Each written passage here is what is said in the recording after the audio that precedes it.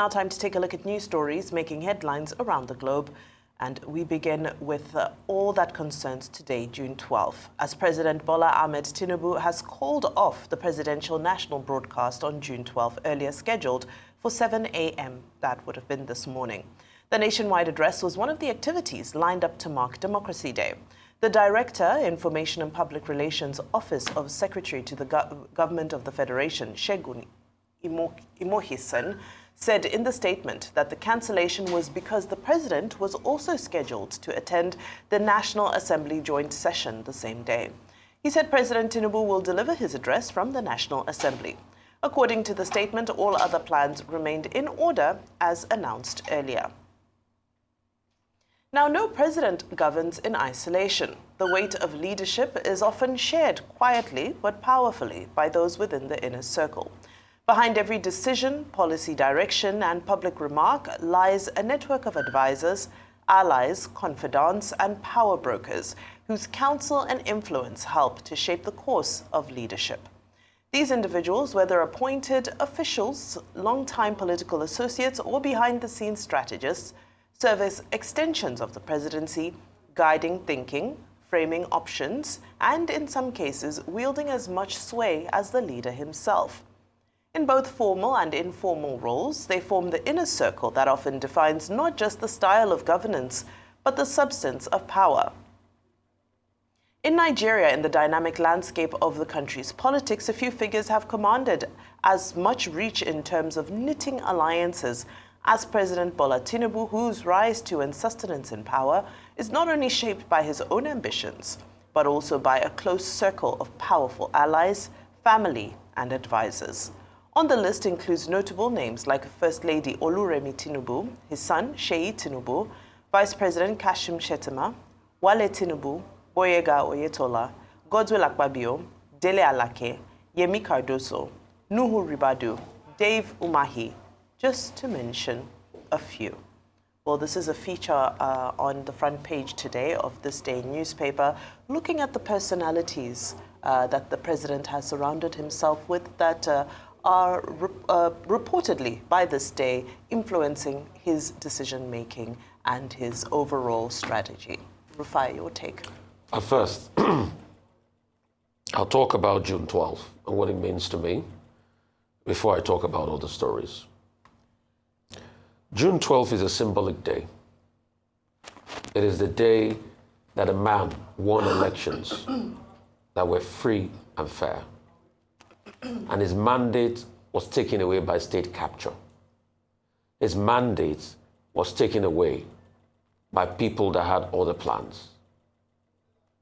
His quest for that mandate led to his death. But the shocking thing is, since June 12th happened, has Nigeria learned any lesson? No. We keep moving around in circles. The heroes then have the chance at government now. What have they done to really go back to that MQ Abiola's mantra of farewell to poverty? The facts are there, more people are being plunged into poverty every day. There's pain. Many years ago, during June 12th, as a journalist, you feared for your life. The right to be able to express thoughts and opinion was stifled. Today, yes, you will argue that there's been some gains in democracy. But hiring journalists not still be taken in by the security forces because of cybersecurity laws, even when they put rejoinders out for story. I have had to intervene in some cases against journalists. And that's the society we find ourselves. There's been a stifling of voices. The beauty of democracy is to be able to embrace all. We've had some successes in the economy, but it doesn't trickle down to the people that need them. I mean, some successes is when you look at parameters for people like World Bank, that they've always mooted the idea of removal of subsidies and the likes. And when you look at it, yes, we've done that, but it has come with a lot of pain and thrown people into penury. So June 12th today, can we truly say that Nigeria is where it ought to be? can we truly say we have put behind the ghost of June 12th and attempt at revisionism? Because recently, the wife of a dramatis personae in June 12th actually came out defending her husband. But what she also forgot to say was people that were shot under her husband's regime. People that were mauled in Lagos while they were protesting. People that were brutalized, that had to flee the country and have told their stories. What she fails to talk about is the gulags where people were kept. What she also fails to talk about is the pain and penury a lot of people feel. So I see every attempt at revisionism. Secondly, the president's men. Yes, he will have a lot of people around him. Some of them lifelong friends. Some of them friends when he was governor in Lagos. Some of them acquaintances. But the question is, what's the impact in the outlook of Nigerians? That's the question we should ask. Did some of these friends tell the president that it's an aberration to the Constitution when he declared a state of emergency because there was a squabble between Godfather and Godson? Did some of them tell the president the hunger and the avarice people are facing on the streets with heightened level of inflation?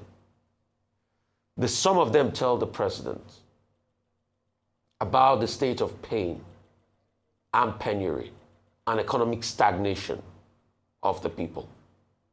Did some of them have frank talk with the president about the state of insecurity and heightened level of loss of life in the country? So as we celebrate these people, the question we also ask is, what are the quality of conversations that they're having with the president? Because for every king, there will be counselors. And it's incumbent on the president and the counselors to do well for the people of the country. Happy democracy day, Mr. President. A lot of promises still pending, and we just hope you take us to the promised land. But we'll hold you accountable. Okay, today is June 12, 26 years after the return to democracy, years after the annulment of the June 12, 1993 election. The June 12, 1993 election in Nigeria was considered the freest and the fairest. It was an election in which you had two major contestants, MKO Abiola and Babagana Kingibe of the Social Democratic Party, and also on the other side, a man known as Bashir Tofa from Kano State. And that election was conducted on that day. I was a participant in that election. As it turned out, that election was eventually annulled. And that election significantly changed the course of Nigerian history in the same manner that, other developments like the killing of Ken Saro-Wiwa also affected the course of Nigerian history. On that occasion, June 12, 1993, Nigerians voted for a Muslim ticket. They decided that the issue was not about Muslim or about region, but about the objectives of progress in Nigeria. MK Abiola preached to Nigerians the philosophy, the ideology of farewell to poverty. And Nigerians sang in unison, MKO is our man, oh, and they voted for him. But the military junta, led by President Ibrahim Babangida, self-described, self-styled, decided to annul that election. President Babangida has since written a biography in which he says he's not the one, it's other people and all that. Abacha's family has since come forward to say that it is not Abacha's General Abacha, it is other people. They've been trading blames many years after.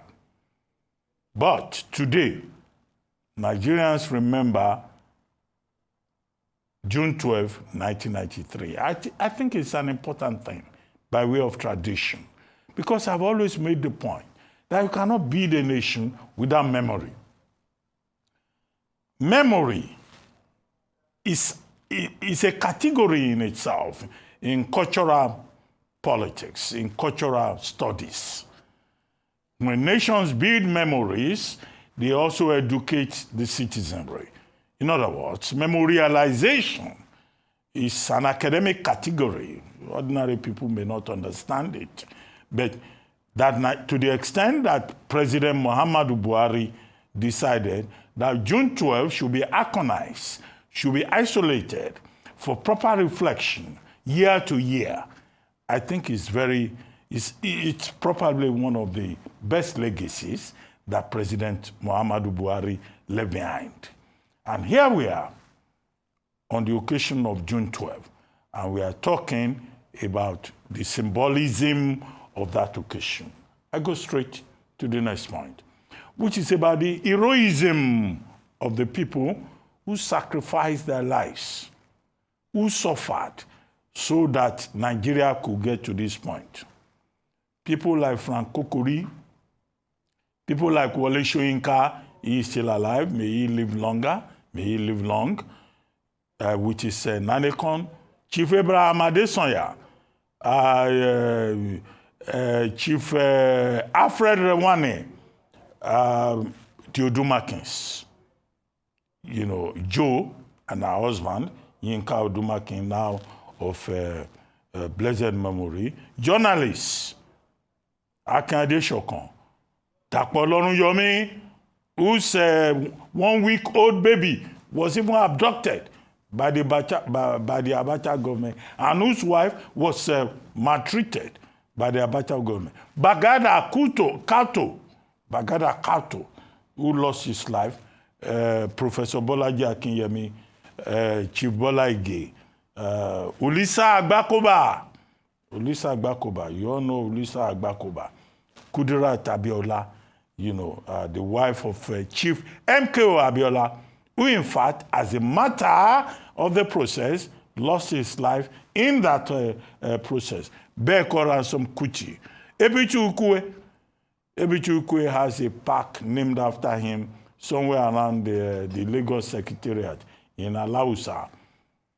It was not because he was a commodore in the Navy. It was because of his commitment to military struggle. I'm sure you wanted to say Undubisi Kanu. Is it Undubisi Kanu? Okay, there was Undubisi Kanu also. There was also Commodore Ebichu Ukwe. These were persons who were involved, in that particular struggle. Chief Anthony Enahoro. These are the heroes. I know that Joe Igbokwe has written a book on the heroes of June 12. I do not want to repeat it. Chief Wale Oshun has also written a book on the whole of that process. So June 12 is a very significant day. It's a day when we remember heroes.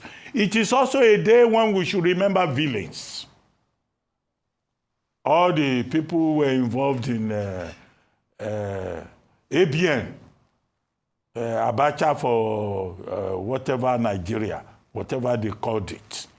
These were people who were the villains. There were people who were benefiting. There were people who were spitting, urinating on MKO Abiola's grave. So as we celebrate June 12, we should also remember those kurukere, villainous characters in Nigerian history. And their families should be remembered for shame forever. There was Abimbola Davis.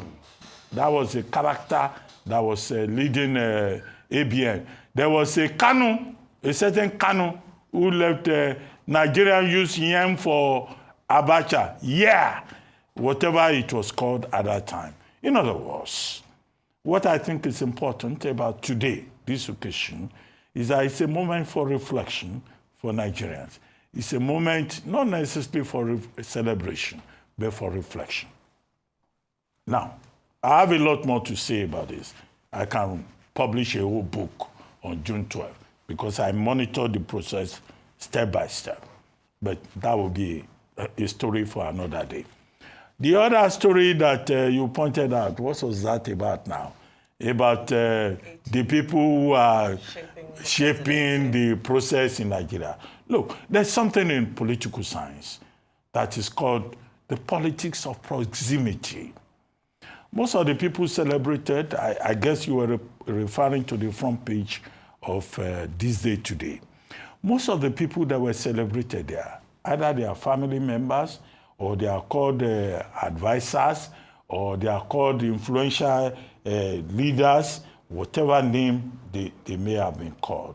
There's something called the politics of proximity. And the name that I remember is a book by Geronimo Cortina. Geronimo Cortina has written a book on the politics of proximity. It talks about your distance from power. Now, when we talk in the theory about distance from power, is that the closer you are to power, the more influential you are. So if you categorize as journalists, ordinary journalists, you talk about, influential leaders. If you are family members, yes, you will be influential. It is only natural that Seyi Tinubu will have access to his father, that Senator Remi Tinubu will have access to her husband, that other members of the family will have, access to their father. If we talk about what other category do they have there? Inner circle. Yeah, if you are friends of a man in power, the politics of proximity tells us that the distance between the people and the man of power will be, shorter. So you have access to him, you'll be able, there's something they call Wole Soyinka Nkungi service, called the eyes and the ears of the man of power. So if you are within that loop, you have the ears and the ears of the man of power. So if you say, friends, people like Chief Segun Oshoba, Tinubu is not going to abandon them because he's president. He's not going to abandon Chief Oludoyin because he's president. He's not going to abandon people they've grown up together because he's president. So these are the eyes and the ears of the president, to use Wole Soyinka's expression. Now, people who are called advisors, key advisors, policy coordination person, Bala Usman, when she have access to the president, Christopher Musa, the chief of army staff, of course, you need your army staff. You will need your national security advisor, Nuhu Ribadu. You will need your minister of finance. You will need, who else is there? Your central bank governor. So, what summarizes this for me is about the politics of proximity, which is a subject in culturology, it's a subject in political science. The closer you are, to power, the more influential you are. Nyesom Wike was also mentioned as one of the persons close to power. He controls the Federal Capital Territory. He has just spent 39 billion to build, to renovate an international conference center. He could have used that 39 billion to build a new center. And they will have named it Wike Remi Tinubu, Bola Tinubu Conference Center. 39 billion. For a conference that was built for 240 million by President Babangida. So this is the politics about proximity. When you are close to power, you will do what you like. And everybody going into coalition, they are looking to get closer to power. Don't be surprised if tomorrow you have people from around here, this table, also saying, if President Tinubu needs my services, I'll be available. Because political science, political ideology is about proximity. Cortina tells us in his book of the same title, Politics of Proximity. Well, in this conversation about politics of proximity, I hope that we can remember that as much as these are appointees and friends, well-wishers, advisors to the presidency, that the duty is to serve Nigeria, not to serve an individual. And for me, that's the key takeaway here. Is as we go through the list, it's important for us to ask ourselves, what contribution have some of these individuals made to the greater good, the public good of Nigeria? Because it's no use having the president's ear if it's for personal benefit, if it's for personal advancement. So as we go through this list, I think this is an opportunity for Nigerians to go through the list and do an assessment themselves and find out whether these people in each of their individual capacities, based off of their past records, have been people who have contributed towards the good and the growth of Nigeria. You have people like Aliko Dangote on that list. You have, I saw Tony Elumelu is on that list. So there are industrialists on that list who have undoubtedly contributed. They're employers in Nigeria. There are people who are contributing to the economy and to the GDP. But so I think let's all, take a look at this pick from This Day newspaper and make our own assessments. Because if you tell me who your friends are, then I'll know who you are. Based off of our assessment of this inner circle advisors and so forth, we'll be able to get somewhat of a good assessment of what the next couple of years have in store for us, and also get a better understanding of where we're coming from in the past 2 years. However, today is June 12th, and that's the focus.